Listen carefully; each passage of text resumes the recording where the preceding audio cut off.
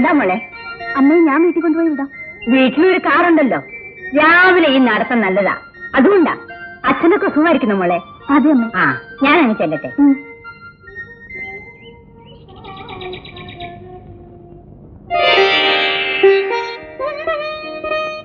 ആരാണാവോ? നിനക്കറിഞ്ഞൂടെ? ഇല്ല.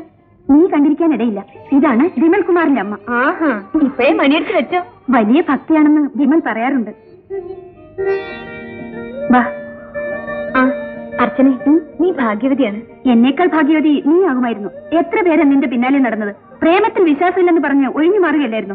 പ്രേമം പോടി അവിടുന്ന്. നിനക്കെന്നോട് അസൂയാണല്ലേ? ഞാനൊരു കാര്യം ചെയ്യാം.